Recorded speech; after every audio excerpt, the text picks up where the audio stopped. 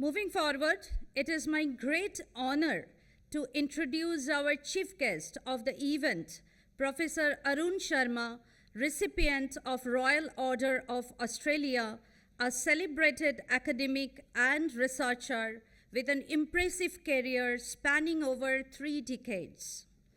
Professor Sharrma currently serves as a distinguished professor emeritus at the Queensland University of Technology and is an advisor to the chairman of the Adani Group, where he leads the group's sustainability function. Additionally, he chairs the Council of QIMR Berghofer Medical Research Institute, reflecting his broad influence and leadership in various significant sectors. He completed his PhD in computer science from State University of New York at Buffalo. Beyond academia, Professor Sharrma has played a pivotal role in the development of Australia's ICT research capability. He co-founded National ICT Australia Limited, and he has been instrumental in establishing internationally leading programs in robotics and data science. He served as a member of the World Economic Forum Global Future Council on Innovation Ecosystems. Professor Sharrma has fostered business, research, and cultural links between Australia and India. With a round of applause, we welcome Professor Sharrma to share his words of wisdom with us. This is the second edition of the conference, and I do recall that I even gave a keynote address at the first event, and I saw the paper that I wrote in the booklet for the first time. It's there. It's a privilege to be there, to be here. Ravi has already given you the strides that India is making in infrastructure development. He has given you the statistics, but we are just at the beginning of what is required. Bharat has given the global context that the challenges facing India are not India's alone. They are for much of Asia. And the global community has to find solutions that bring different dimensions to it. So what I'm going to tell you about is the perspective on the challenge facing India and how this is an opportunity too. It's very simple. We just have to understand there is no way India can grow its energy and its infrastructure like the West did or even as China did. If India were to do this, forget about 1.5 or 2, we are facing 4 degrees Celsius. So India has the unenviable task of undertaking energy transition and build its infrastructure, and the two are linked, as I will delve into, but do so responsibly. A country of this immense scale has never faced a challenge, and by all accounts, India is beginning to live up to the challenge. And in addressing this challenge is the great opportunity that India has. So, yeah? Okay. And so, what we have to talk about is what is this energy transition business? What is this decarbonization business? And what is this infrastructure business? Okay, and how they are all linked. What does it take to decarbonize almost every sector of the economy? And why some of it is different for India? I will talk about it. I will also talk about it. I'll also talk about the fact that the kind of professionals we need for this next phase. What is a sustainability mindset in a professional, and how an institution like the Adani University has a role to play in this. And then I will talk about the fact that we have to get these projects going. They need to be funded. and everyone complains that there is not enough money. And then when you talk to the financiers, they say, we got so much money for do good finance, but we can't find projects. So there's something missing here. And how we can sort of address that. What is the thing that is missing? What role does technology has to play? And in doing this, what is India's competitive advantage where it not only can build this infrastructure, undertake the energy transition, but help similar geographies struggling with the same challenge do so, create export opportunity, and by bringing down the cost of equipment that goes into the energy transition and infrastructure, help the West decarbonize. That's the scale of the challenge that we're talking about. So, a very simple fact. India's energy requirements are going to be significant. It has to grow multiple-fold. And I can tell you one thing when I talk to the chairman. Every prediction about electricity demand for India is wrong, wrong, wrong. Okay? We haven't figured out how much electricity we are going to need. And the reason is going to be fairly clear when I talk about decarbonization. And India has to build the infrastructure in a sustainable way if its people have to live or enjoy the quality of life they deserve. And therein lies the challenge. So, what is decarbonization? But before I talk about it, we also have to understand that India doesn't have to be lectured by the people who have actually created much of the mess that we are facing today. Okay? India's priorities are completely different. And let me give you 4 priorities, possibly in that order. The order might change. India's first and foremost priority is energy security. India wants to become free of energy imports by 2047. And why that is important? Because it spends over $200 billion a year in energy imports. It's a debilitating yoke on the Indian economy. Can you imagine that kind of foreign exchange freedom for well-being of people, infrastructure development? That will be a game changer. So energy security is its first priority. The second priority is the air quality in its cities. And that is different from greenhouse emissions. Air quality is a local problem. You're burning a lot of diesel. You are getting farming waste, and you are burning it. You have heavy-duty trucks coming. You are using coal, thermal power to produce electricity in the city itself. They all lead to particulate emission. Whereas greenhouse emission is carbon dioxide or methane, or there are other gases, even water vapor, that have different global warming impact. And that you won't feel it. America claims to have the best air and water in the world, but it doesn't mean that it is not causing global warming. So that's the thing that is important. For India, the air quality in its cities is of far greater immediate importance because it's a public health disaster. And I don't want to quote people, but some people tell me that the life expectancy in Delhi is several years lower because of what's happening there. I was in Delhi yesterday, and I was sort of sneezing. The moment I landed in Ahmedabad, I was feeling better. We all have experienced that. The third priority is decarbonization. How does India decarbonize all sectors of its economy? And the fourth priority, and no one would have dreamt this, India can dare to be a net exporter of green energy for the first time in its history. And this is where green hydrogen and its derivatives come into play, and I will talk about it. So, that's the priority. Given this is the priority, what is decarbonization? People make it far too complicated. It's simple. Electrify, electrify, electrify. The idea is you electrify your operations, try to remove as much fossil fuel as you can. Okay?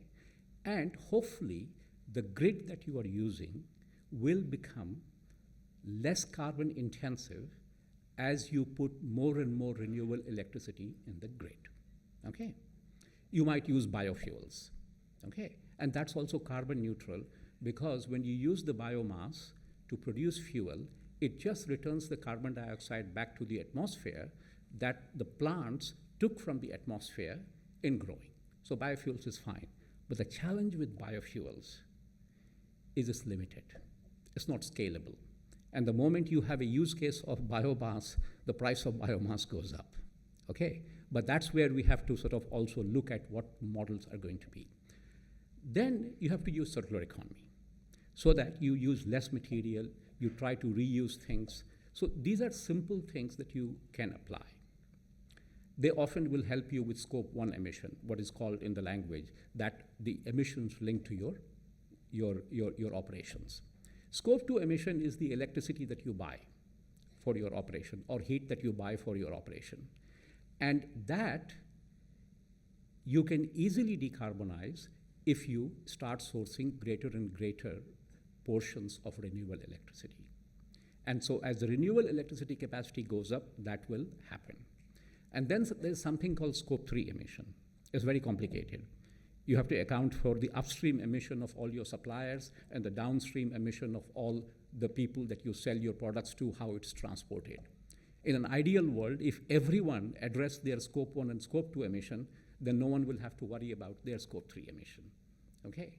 But it's not an ideal world. So what we have to do is we have to incentivize our upstream suppliers to use low emission products, and we have to give discounts to our buyers if they don't produce too much emissions going forward. This is the very simple fact. But it also is a case when we look at infrastructure and the energy transition, there is a question about grid molecules that becomes important, because renewables are intermittent. So we have to have energy storage solutions. And this is where we have to be thankful to the Chinese, because they took technology from Australia's University of New South Wales, where I used to work a long time ago, quarter century ago, and the Fraunhofer, and spent $160 billion to reduce the cost of photovoltaics. The German government had the feed-in tariffs that created the demand. And now they have done the same thing with utility scale batteries. And so they are beginning to address the intermittency, and in India we are doing pumped storage together with renewables. That also is going to help. But it's also clear that in the long term, we have to have a green molecule, which is green hydrogen, that will be the last mile in the round-the-clock electricity. We may not need it, but it will be required for the decarbonization of most hard-to-abate sectors. Okay? And here is a news flash. India is positioning itself as the world's lowest cost green hydrogen producer. And I'll give you some examples of why India is doing it. So, why is green hydrogen the last mile for the decarbonization of most hard-to-abate sectors? The reason is very straightforward, that in America, in Middle East, people say, okay, keep burning fossil fuel, we'll capture the carbon dioxide, and we will store it underground. Okay? First of all, India does not have proven reserves of storage for carbon dioxide.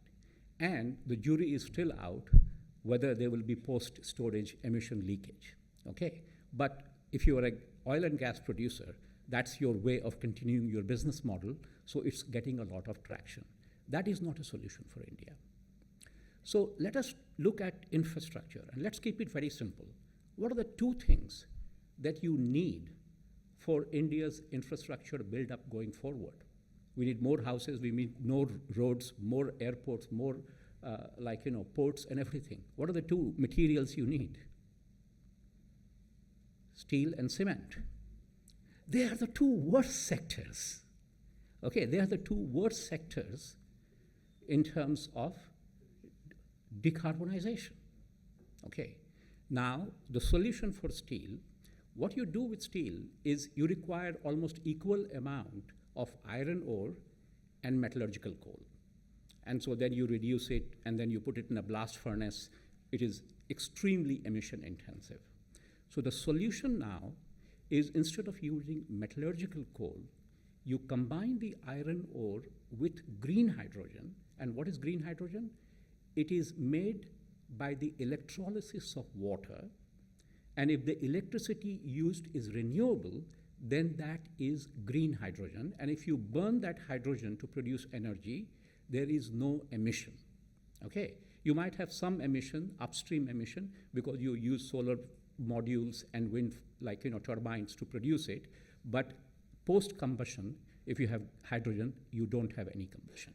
So you use hydrogen instead of coking coal to convert the iron ore into something called sponge iron.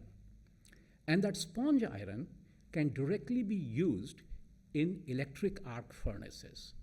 And if your electric arc furnaces are using renewables, then you have green steel. Okay?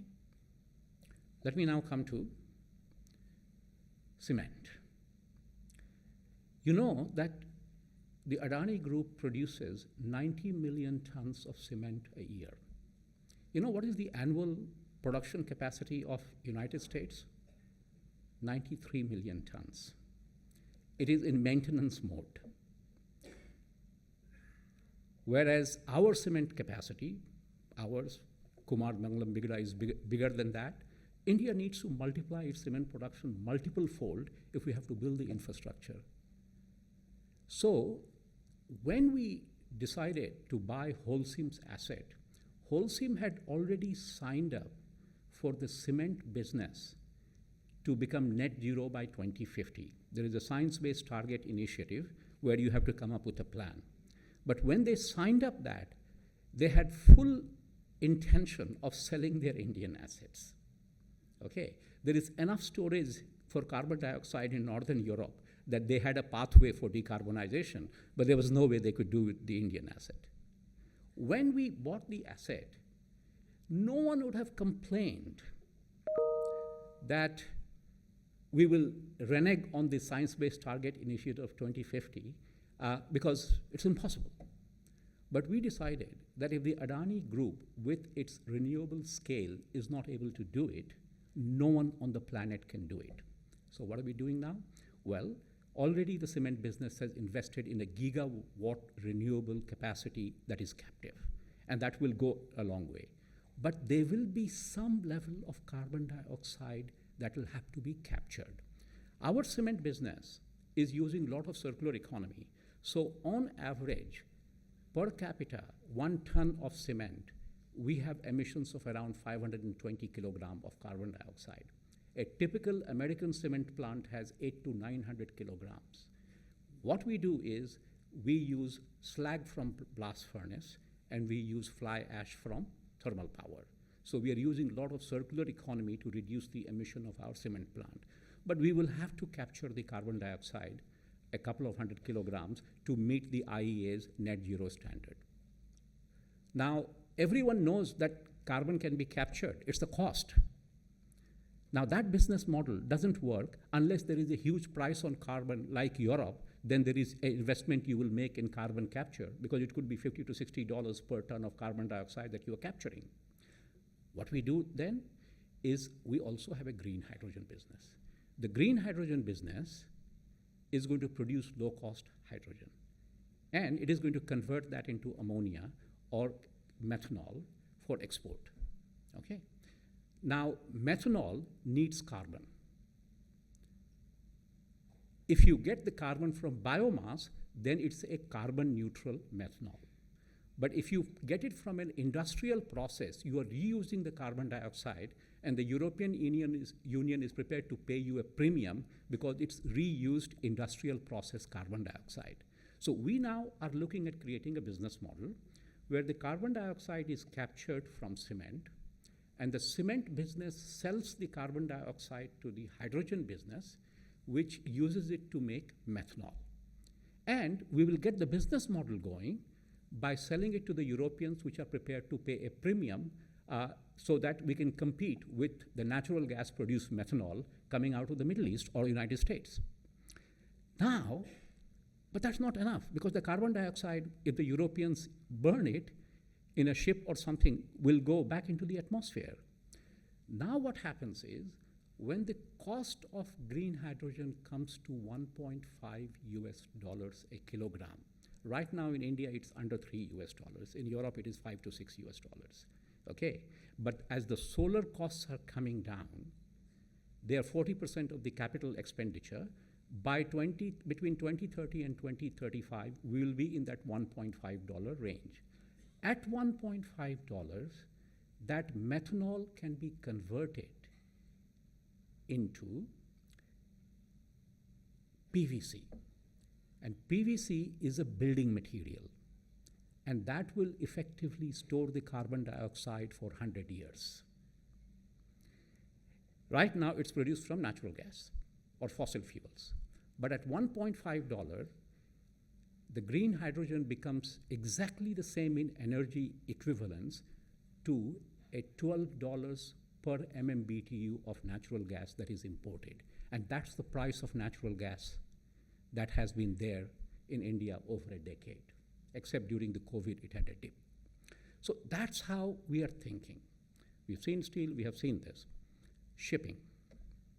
It is very clear that the International Maritime Organization at this stage is going to make a decision in April 2025 that will move shipping to a net zero pathway of 2030. And it is looking at mechanisms by green fuels like green ammonia or green methanol can be actually started. And that is important. And in the long term, green ammonia is the main fuel for shipping, because green methanol will have other uses. And there is a sector that is even more important or can pay more money for green methanol, and that is the aviation sector. So for them, there is no solution right now except via biomass and green methanol. And so that is happening, and so green hydrogen is a solution to the shipping area. Now, why is India absolutely positioned to take advantage of it? Because we have one of the lowest renewable energy costs in the world. And 2/3 of the cost of green hydrogen is the cost of renewable energy. Okay, it is not, everyone gets fixated on electrolyzers. You can't deliver gigascales and gigawatt of renewable energy. You are a non-starter in the green hydrogen space. We have been allocated land for 45 gigawatt, which is enough to produce 2.5 million tons of hydrogen, which can only be used for hydrogen. So from there, we will be able to make ammonia, we will be able to make methanol, and other players in the Indian context are also looking at it. So we are pushing that IMO should put that restriction. So blue ammonia coming out of natural gas sequestration reserve is not a viable option, so that it has to be strict. Who would have thought that India or the Indian renewable energy companies want the most stringent regulations on these materials, because we are prepared to supply and deliver it. We are into airports. Now, we can easily decarbonize airports, except the problem is we also have to take into account the airline emission when the aircraft is within 3,000 feet. And that is 90% of the emission. So unless sustainable aviation fuel is decarbonized, our airport business has no hope of decarbonizing. So I just wanted to give you the context of how well India is positioned right now, okay? And how the Adani Group, it's almost a privilege to worry about decarbonization of 11 different sectors. But we are able to do, the cement business can capture the carbon dioxide, the hydrogen business will buy it. So right now they're both fighting, the two CEOs are fighting about the price, okay? But that's a good place to be in. Anyway, so this is what we are talking about. India is extremely well positioned. I hope I have been able to explain to you how the energy transition and the infrastructure story cement and steel being the two most carbon-intensive materials used in infrastructure, are inextricably linked. Okay, what does it mean for our students, our professionals? What we need is a sustainability mindset. And what I mean by sustainability mindset, especially in the infrastructure space or any large-scale engineering project, is that you understand technology, you understand process, you understand the business model, you understand ROI, because that's you have to do to finish your assignments, your group discussion, so that you can pass. And some of those skills, actually do translate into the real world. But now we have to prepare our graduates to think differently. Yes, you have to do all those things, but the material that you are using in your projects, they have their own carbon footprint. And that carbon footprint depends on the process that was used to make those materials. Was it a green steel or came out of blast furnace? Okay, so we have to teach our students the idea of every time you look at a material, it's a cost. But what is its carbon footprint? That has to come in parallel. Then you're going to follow an industrial process or a manufacturing process or a construction process. That comes with its own carbon footprint. So you understand that carbon footprint of the process and the material to understand what is the carbon footprint of your entire project. And then you do simulations on what is the carbon price. Maybe India doesn't have a carbon price, but you're trying to sell to Europe. And they have this carbon border adjustment tax, where if you have used renewable energy in your manufacturing process, you have used low emission intensive material, you will not be taxed when you export to the Europe. So those things our professionals will have to start thinking. The ROI then will have to take a new business model into account. And we have to prepare our graduates to think in this new way going forward. Let me now talk very briefly, and how am I doing with time? I'll take 2 more minutes, 2, 3 minutes. The challenge is that there are so many sustainable projects around, and they're all complaining that we can't get money. And then I go to all these forums like COP and New York Climate Week, and there are all these do-good finance people that are trying to say we are chasing good projects. There is lack of trust. Okay. And why there is lack of trust? Because people who have this do-good finance have their own governance mechanism. And when they have their own governance mechanism, they want to make sure that they don't make a mistake that someone is actually claiming the project to be sustainable, but it is not sustainable. Now, this is where we have to address trust. And this is where technology can play a role. Almost 10 years ago, I used to make speeches on blockchain. I used to be a computer scientist in my previous life. And at that time, I think I do recall standing up and talking about the Bitcoin being $1,000 at the time. Today it is $100,000, just 10 years. Okay, every problem had a blockchain solution. Remember those days? Actually, it may be that the time of blockchain has come in. If I'm selling green hydrogen to Europe, how do I convince them that this is green and not blue? That my ship didn't sort of moor in Saudi Arabia and pumped some blue into the mix and went there. So what we need is a blockchain layer on the industrial process, the logistics process, even where small project proponents can verify their carbon emissions in terms of the material they have used and put it on the blockchain, so a funder can actually check that this is there. A lot of work will be required, it'll be there, but eventually we have to start using technology. And I know everyone is talking about AI, but I want to say, okay, go back to blockchain, because it's a question of trust. And again, universities should start looking at these things, because there are people who are interested in blockchain. Finally, the subject of infrastructure growth and climate. Let me give you an anecdote. The climate and infrastructure are inextricably linked. 90% of the Indian population lives in subtropical climate. There is a difference between subtropical and tropical. There are parts of South India that are tropical. Tropical is Singapore. If I had my way, I'll put a glass dome and air condition the whole thing. But subtropical is where 9 months of the year, the outside temperature and the inside temperature in your house are almost the same. I recall as a kid going to my ancestral village in Bihar, and most men used to sleep most of the year outside in a khatia, okay, overnight, because that's subtropical climate for you. I don't know if it still happens, and this is where the British invented the Indian bungalow, okay, which had a area around it. It was open to this. And this idea was taken to Australia at the turn of last century into a new architecture called Queenslanders. The Queenslander is a home that is like a bungalow using Australian material. And then I recall 20 years ago, I came with the Australian Queensland Chief Minister, and I went to one of the resorts on the way to Pune. I think it was Amberley or something.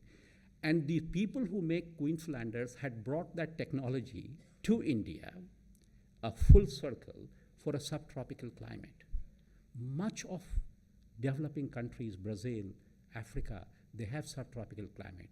India does not have to build infrastructure so that it has to withstand London and New York cold temperatures.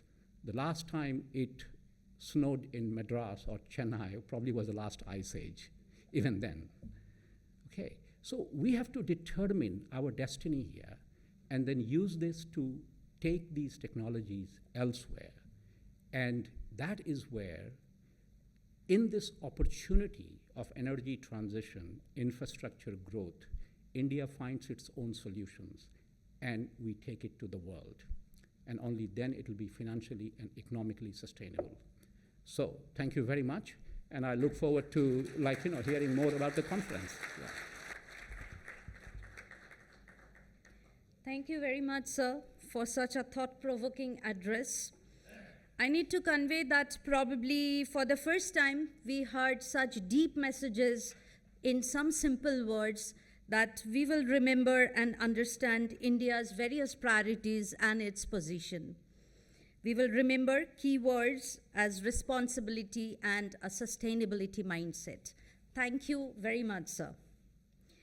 The inaugural ceremony will remain incomplete without extending our note of appreciation and gratitude to the distinguished guests and speakers of the inaugural function. May I request Professor Ravi P. Singh, Provost, Adani University, to felicitate our chief guest, Professor Arun Sharrma.